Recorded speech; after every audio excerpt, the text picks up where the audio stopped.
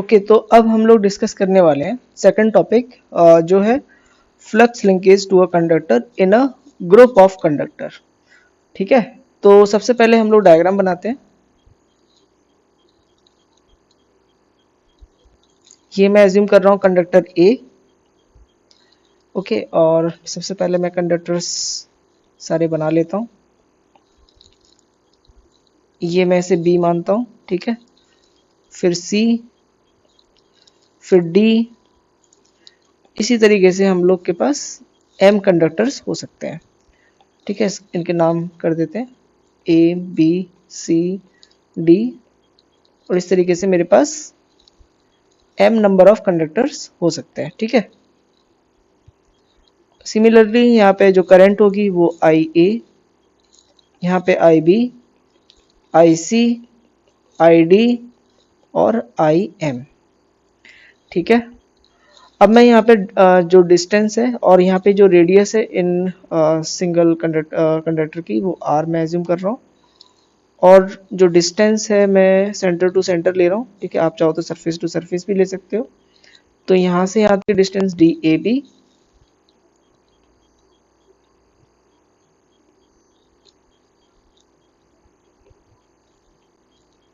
D C A, D D A,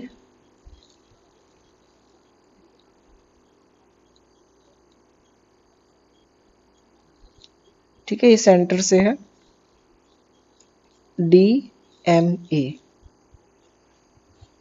okay, तो यहाँ पे मैं एक बात समझाता हूँ। बेसिकली हो क्या रहा है, जैसे मेरे पास ये कंडक्टर है, ठीक है, ए, और ये कंडक्टर बी है, ये सी है, ये डी है और ये एम है।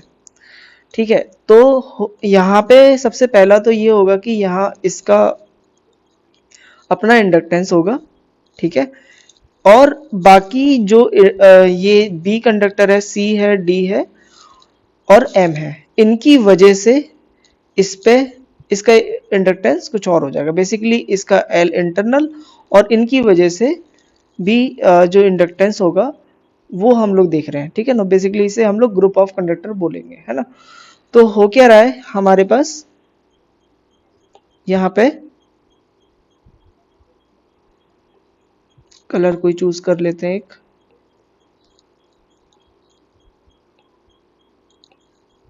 ओके, सबसे पहला तो ये इसके अक्रॉस इंडक्टेंस होगा। ठीक है, अब हो क्या रहा है, ये इस बी कंडक्टर की वजह से ए पे इफेक्ट आएगा।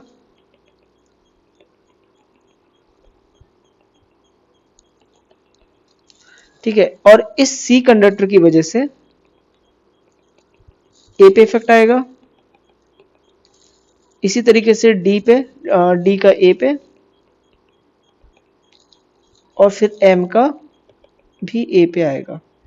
ठीक है, इस तरीके से यहाँ पे इंडक्टेंस हम लोग ड्रॉ कर रहे हैं, मतलब समझ पा रहे होगे प्रैक्टिकली। हो क्या रहा है, यहाँ ए में जो इंडक्टेंस है वो तो है ही, और प्लस इनकी वजह से भी इस पे इफेक्ट आएगा।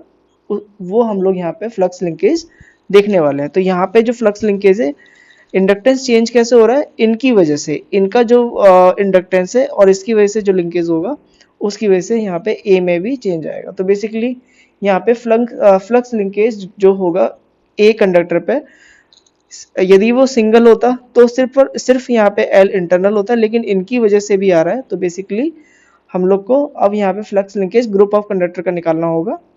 तो निकालते हैं इसको। ठीक है, इसमें जो डिस्टेंस है वो मैंने बता दिया कि हम चाहें तो, मैंने सेंटर से सेंटर लिया है, आप चाहो तो सरफेस टू सरफेस भी ले सकते हो। ठीक है, अब जो कैलकुलेशन है वो देखते हैं।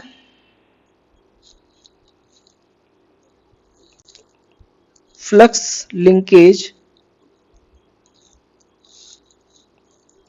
With a conductor.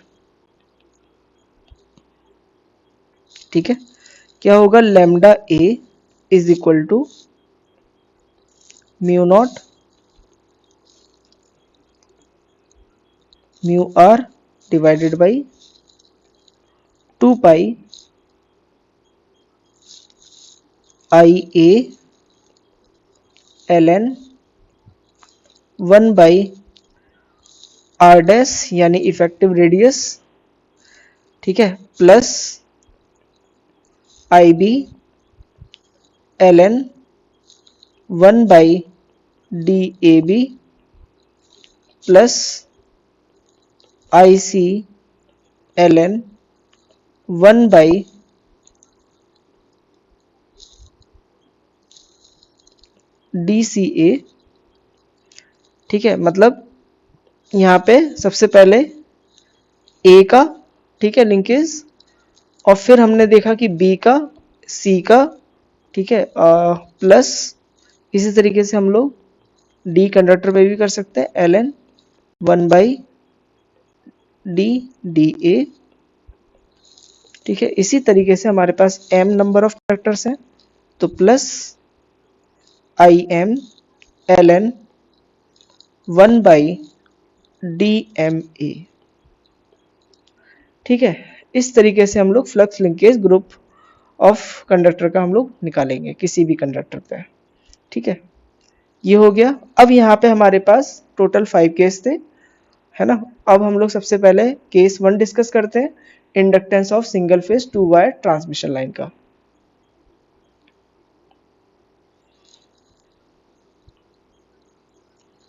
केस 1,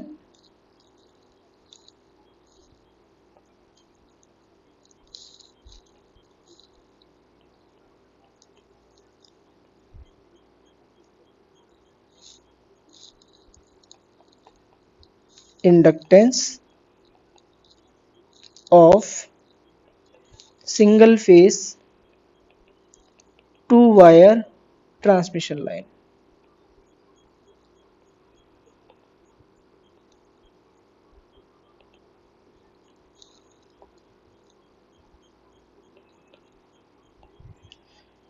ठीक है, तो सबसे पहले मैं एक टावर बनाता हूं।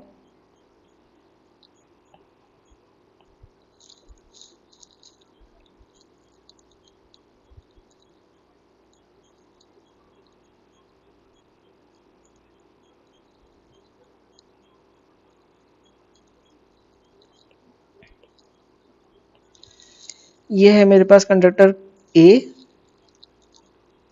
और ये है बी, ए बी। इसमें करंट आई ए है, इसका रेडियस आर है, यहाँ पे भी करंट आई बी है, और यहाँ से यहाँ तक का जो डिस्टेंस है सेंटर टू सेंटर, वो मैंने एज्यूम किया है डी है, ठीक है। तो बेसिकली टोटल इंडक्टेंस क्या होगा, L A plus L B. तो हम लोग 1 बाई 1 करते हैं, पहले एल ए निकालेंगे फिर एल बी निकालेंगे।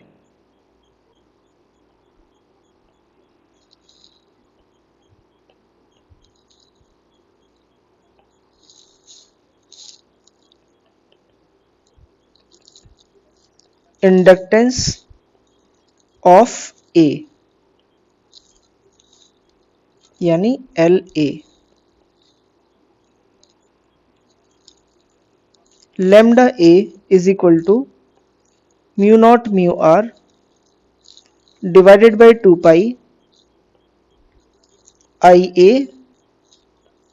ln 1 by r dash effective radius, plus देखो यहाँ पे सबसे पहले हमने a का लिखना है ना। पहले तो ये फॉर्मूला, मतलब याद करने का तरीका ये है कि सबसे पहले mu naught mu R divided by 2 pi, फिर आई ए का निकाल रहे हैं सबसे पहले हम लोग, है ना। तो I A L N 1 by R dash यानी इफेक्टिव रेडियस, यानी ये हो गया हमारे पास इस वाले कंडक्टर के लिए। अब इस पे इसका इफेक्ट आएगा, है ना। तो प्लस में लिखेंगे I B L N 1 by, distance हमने डी लिया है तो डी लिखेंगे,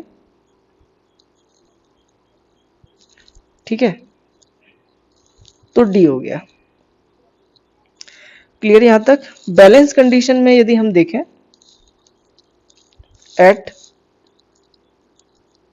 balanced condition I A plus I B is equal to 0। इसीलिए क्या हो जाएगा यहाँ पे I A is equal to minus I B.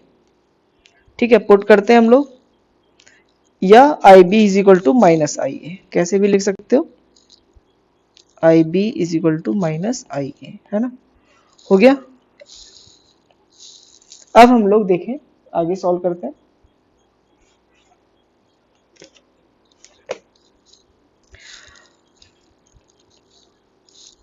Lambda A is equal to mu naught mu R divided by 2 pi I A L N 1 by R dash. ठीक है, आई B को मैंने एज्यूम किया माइनस आई ए, तो लिखेंगे minus I A L N 1 by D. ठीक है, अब यहाँ पे हम लोग आई ए कॉमन ले सकते हैं, है ना, और यहाँ पे देख सकते हैं कि L N 1 by R dash, और देखो यहाँ पे सबसे पहला तो हम लोग यहाँ पे देखेंगे कि आई ए हम लोग कॉमन लेंगे, है ना।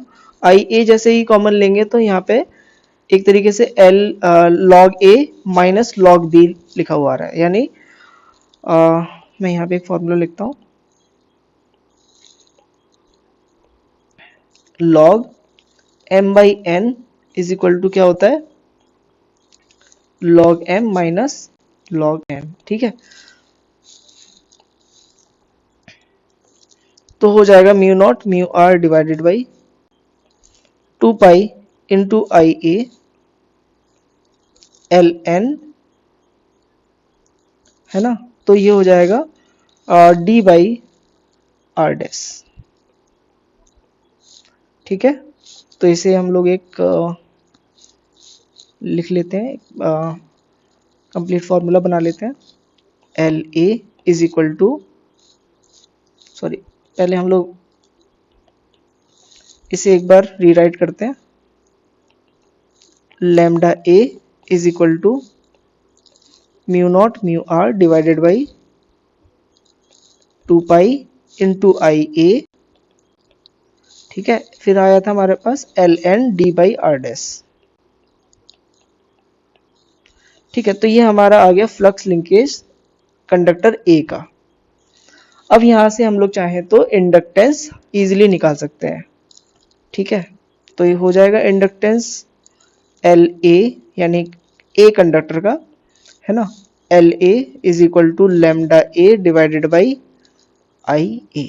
ठीक है, तो लैम्डा ए हमारे पास आया mu naught mu R I A divided by 2 pi L N D by R dash, और आई ए और है हमारे पास, तो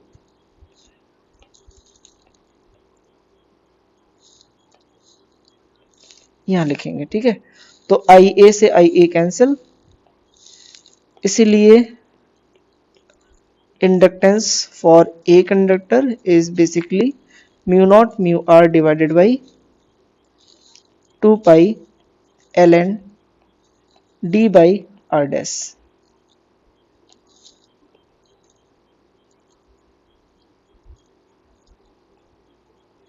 ठीक है, अब यहीं पे हम लोग इंडक्टेंस ऑफ बी कंडक्टर का देखें तो सिमिलर ही लिखेंगे, है ना, बस खाली यहाँ पे एल बी हो जाएगा, है ना। तो L B is equal to mu naught mu R divided by 2 pi L N D by R dash. ये आ गया हमारे पास बी कंडक्टर का इंडक्टेंस। और अब हम निकालते हैं टोटल इंडक्टेंस। तो जो टोटल इंडक्टेंस होगा, टोटल इंडक्टेंस, ठीक है, या इसे हम लोग बेसिकली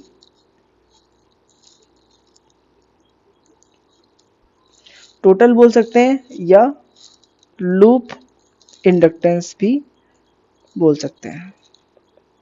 ठीक है, LT।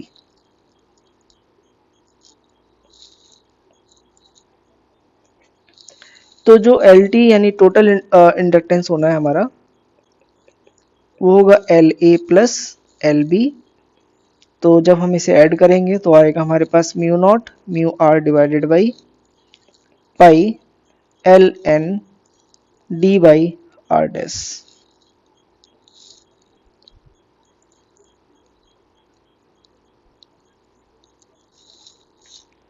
ठीक है, अब यहाँ पे यदि मैं बात करूं म्यू आर की,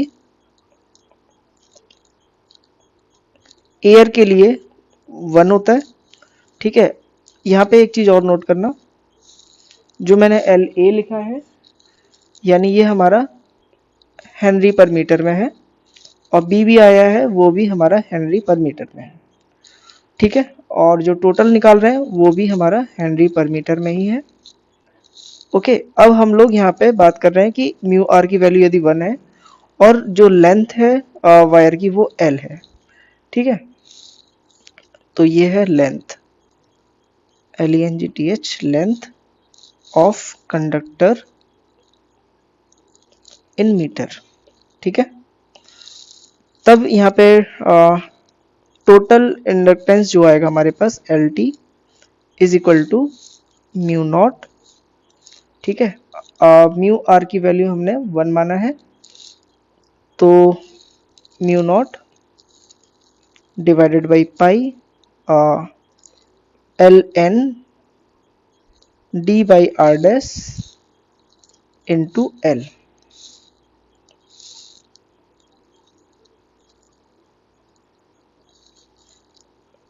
ठीक है, तो ये हो जाएगा हमारा हेनरी में। ठीक है, मैं यहाँ पे यदि बात कर रहा हूँ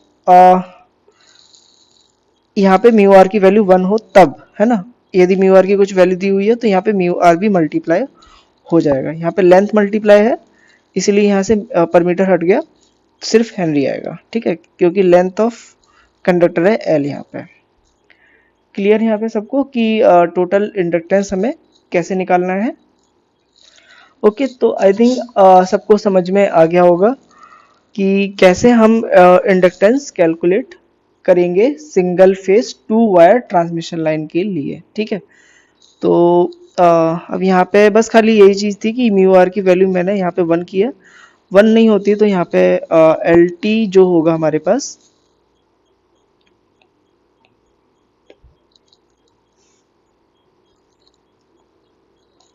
LT is equal to mu naught mu R divided by pi LN D by R dash multiply by length, है ना, ये होगा। और ये हेनरी में, क्योंकि मैंने लेंथ से मल्टीप्लाई कर दिया है। ठीक है, तो आई थिंक सबको क्लियर हो गया होगा। यदि किसी को फिर भी डाउट रहता है तो आप लोग कमेंट कर सकते हो मुझे, या तो ग्रुप में ही पूछ सकते हो, और आप लोग अपने फ्रेंड्स को भी शेयर किया करो, जो कि मतलब उनको भी हेल्प हो जाएगा और मुझे भी मोटिवेशन मिलेगा, और आप लोग लाइक और शेयर और सब्सक्राइब भी करते रहिए। ठीक है, तो मिलते हैं नेक्स्ट वीडियो में। Thank you for watching.